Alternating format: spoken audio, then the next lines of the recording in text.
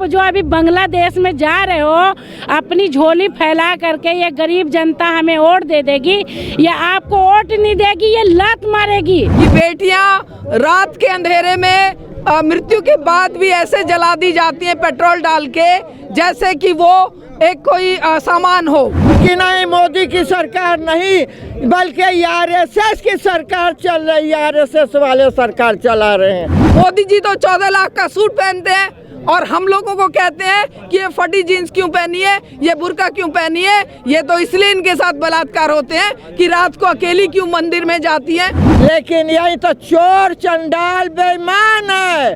मंदिर तक तो इनके सुरक्षित नहीं है बेटियों बहनों के लिए, ये क्या हमें सुरक्षा देंगे।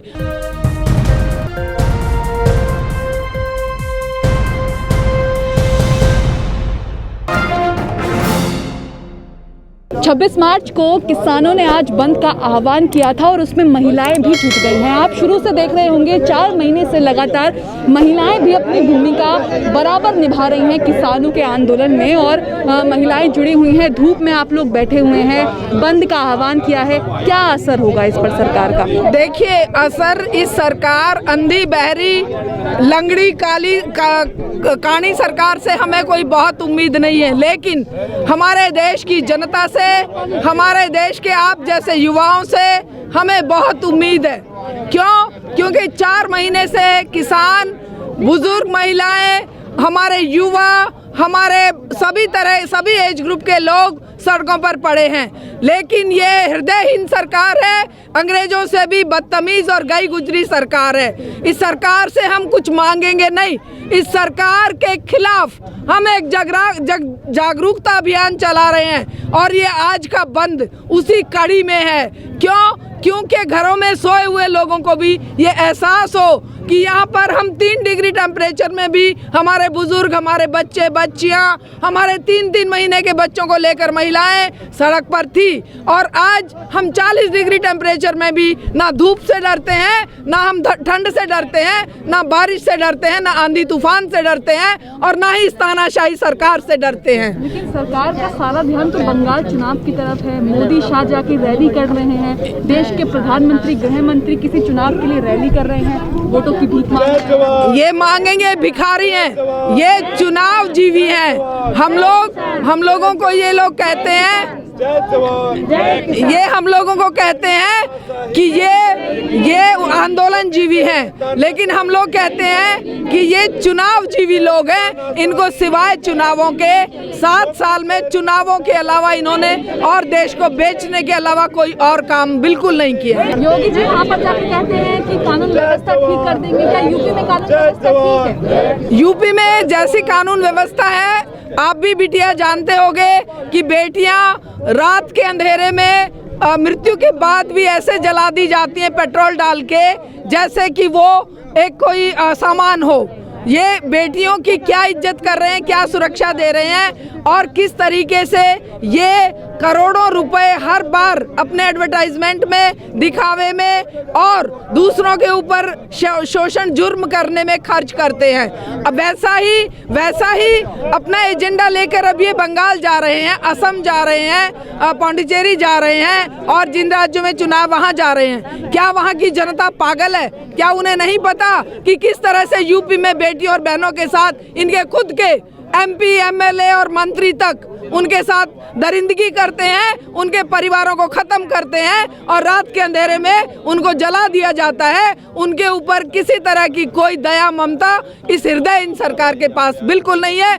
ऐसी बेगैरत सरकार के खिलाफ आज हमारा ये 4 महीने के दिन, जो 4था महीना पूरा होने के उपलक्ष्य में जो हमारे नेतृत्व ने, हमारे किसान आंदोलन के नेताओं ने जो आह्वान दिया है, उसका मकसद यही है कि ये जो पूरे देश में जिस तरीके से देश के संसाधनों को बेचा गया, लोगों के रोजगार खत्म किए गए, महिलाओं की स्थिति बद से बदतर होती गई, हमारे जीन्स तक पहनने पर इनको ऐतराज है, इनके बुर्के पहनने पर ऐतराज है। क्या इनको ये कोई पूछे कि क्या ये आज लंगोट पहन के और अपनी धोतियां पहनकर देश में राज कर रहे हैं? मोदी जी तो 14 लाख का सूट पहनते हैं और हम लोगों को कहते हैं कि ये फटी जीन्स क्यों पहनी है, ये बुर्का क्यों पहनी है। ये तो इसलिए इनके साथ बलात्कार होते हैं कि रात को अकेली क्यों मंदिर में जाती हैं। मंदिर तक तो इनके सुरक्षित नहीं है बेटियों बहनों के लिए। ये क्या हमें सुरक्षा देंगे? हमारी सुरक्षा हम छीन कर लेंगे और ऐसे दरिंदों को हम बिल्कुल अपनी हिम्मत पर बिलों में घुसाएंगे। आज किसान इस दौर पर आया है। किसान तो हमेशा सो रहा था, किसान तो जागा ही नहीं था। किसानों का बड़ा नुकसान हुआ, तमाम गन्ने की मिलें बंद हो गई, आज तक कर्जा नहीं दिया। अब उसके बाद ये जो सरकार चल रही है, हम ज़्यादा समय ना लेके थोड़े वक्त में अपनी बातों को समाप्त करेंगे।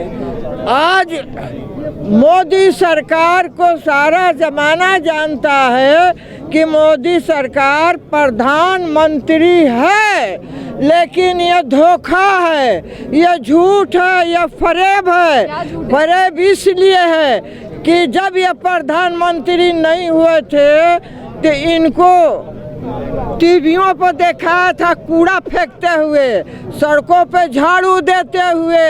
याद करे जनता इस बात को। और ये भी दिखाया था कि केतलियों में चाय लेके तमाम दुकान पर बेचते थे। जनता कैसे भूल गई इन बातों को। आज वही मोदी आज आके प्रधानमंत्री बने हैं। अगर मोदी दरअसल वैसा ही होते तो प्रधानमंत्री के साथ जो है तो आज ये वो होते जैसे कि राजा था विक्रम राजा होना चाहिए था। लेकिन यही तो चोर चंडाल बेईमान है, ये कुत्तागिरी करता है, ये बेईमान है, ये गरीबों का खून नूचता है।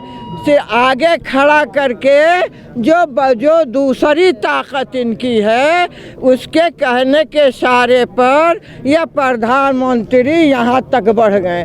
प्रधानमंत्री या योगीनाथ दोनों एक ही चट्टे पट्टे हैं, दोनों ही एक ही हैं।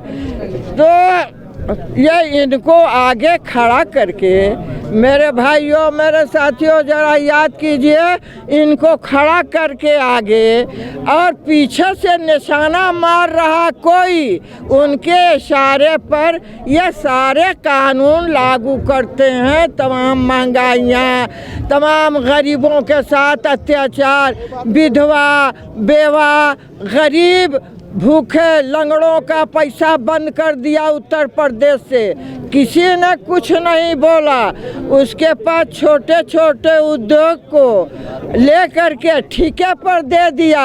इन्होंने ठेका किया मुर्गा पर, मुर्गी पर, बकरी पर, कुत्ता पर, मछली पर, कबूतर पर, मैना पर ठेका कर दिया, ठेकेदारों को हाथ में दे दिया। अब किसी गरीब के हाथ में कुछ नहीं बचा, कुछ नहीं है। अब सारा ठेके पर दे दिया। इनका मन या आरएसएस के जो मोहन भागवत है, ये आरएसएस का सरगना मोहन भागवत या आरएसएस के हुकूमत चल रही। ये जनता कैसे कहती है कि प्रधानमंत्री की हुकूमत चल रही है? सफाई क्यों नहीं कहती? क्यों डरती है जनता? और क्यों पार्टी के लोग डरते हैं कि नहीं मोदी की सरकार नहीं बल्कि आरएसएस की सरकार चल रही है, आरएसएस वाले सरकार चला रहे हैं। ये आरएसएस वालों ने बढ़ते बढ़ते इनका पैर फैलाया, इतने बड़े हो गए कि यह किसानों पर हमला किया। किसान तो सो रहा था, किसान को तो कुछ पता ही नहीं था, 2 रोटी खा के अपनी मड़ई झोपड़ी में आराम में सोता था। ये क्या जाने ये सब। लेकिन मोदी सरकार आरएसएस के कहने पर जौन लाठी पीटा शुरू कर दिया, जब इनको चोट लगी थी खड़बड़ा के जाग गए। अब ये किसान जागा है, मजदूर जागा है, अब ये नहीं सोएगा। अगर यह बात सोच रहा है प्रधानमंत्री या योगीनाथ या आरएसएस के लोग सोच रहे हैं कि किसानों को हम तोड़ देंगे, किसानों को उखाड़ देंगे, किसान खुद भूखा मरेगा तो हमारे पाँव पर गिरेगा। ये योगीनाथ ये आरएसएस के है। मोहन भगवत सुन लो, कब किसान नहीं टूटेगा। अगर तुम्हारी राजधानी ऐसी रहेगी तो गोरिल्ला जंग होगी और सारे लोग निकल के बाहर सड़कों पे आ जाएंगे। मैं ये कहना चाहती हूँ मोदी जी से कि इतने निर्दयी सरकार आप जो बने हुए हैं, आपके जैसी सरकार तो हमने बहुत देखी 70 सालों में, लेकिन ये 7 साल जो है 70 साल के बराबर गुजरा है। और यहाँ की गरीबी, यहाँ की मजदूरी और यहाँ की मजबूरी इतनी तोड़ दी आपने कि मजदूर एक रोटी के लिए तरस रहे हैं और एक गिलास पानी को तरस रहे हैं। आप कब तक ऐसा ही अन्याय करते रहिएगा? आप अगर सरकार बने हैं तो हम लोग की सहायता के लिए बने हैं और हम लोग का दिल इतना बड़ा है कि आपको हमने एक चाय वाले से एक सड़क छाप को उठा करके गद्दी पे बैठा दिया, तो आप ये नहीं समझते, आप ये नहीं समझते कि मैं एक चाय वाले का इतना बड़ा वजूद हमारी किसान भाइयों ने, एक गरीब एक मजदूर ने हम पे एहसान किया है। ना आप पे एहसान अदानी ने किया, ना अंबानी ने किया, ना टाटा बिरला ने किया है।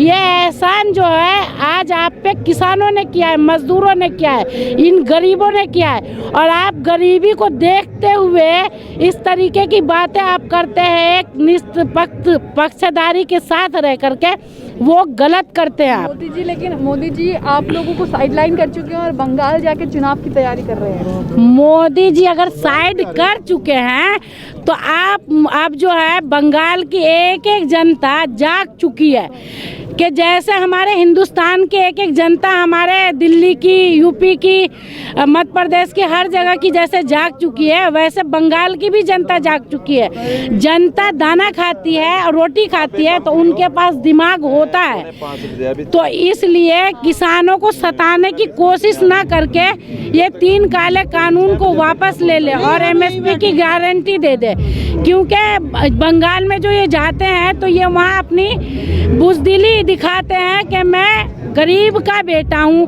अगर आप गरीब के बेटे होते तो इतनी तानाशाही अच्छी नहीं है, ये तानाशाही नहीं दिखाते। आप वहाँ पर गिड़गिड़ाते हैं ताकि कि मुझे एक एक जनता वोटिंग करे, लेकिन जनता अब जाग चुकी है। आप जो अभी बांग्लादेश में जा रहे हो अपनी झोली फैला करके, ये गरीब जनता हमें वोट दे देगी, ये आपको वोट नहीं देगी, ये लात मारेगी, लात ऐसा मारेगी कि आप सोच भी नहीं सकोगे कि मैं कौन से पद की गरिमा पे था और कौन से पद की गरिमा से इन्होंने मुझे गिरा दिया है। और अमित शाह चिल्ला चिल्ला के जो कहते हैं मैं सोनार बंगला बनाऊंगा, पहले वो गुजरात में जा कर के सोनार बंगला बनाए और फिर ये दिल्ली को ये बनाए, सोनार बंगला बनाए, बंगाल को बनाए। ये सारी चीज देखते हुए अमित शाह इस तरीके की बातें करते हैं, तो ये जनता इतनी नामूर्ख नहीं है। उन्हें सबक सिखाने के लिए 2022 में भी और 2024 में भी तैयार हो चुकी है। सभी अहम खबरों के लिए न्यूज़ MX को सब्सक्राइब करें, साथ ही बेल आइकॉन को जरूर दबाएं। लाइक, शेयर, कमेंट करना ना भूलें।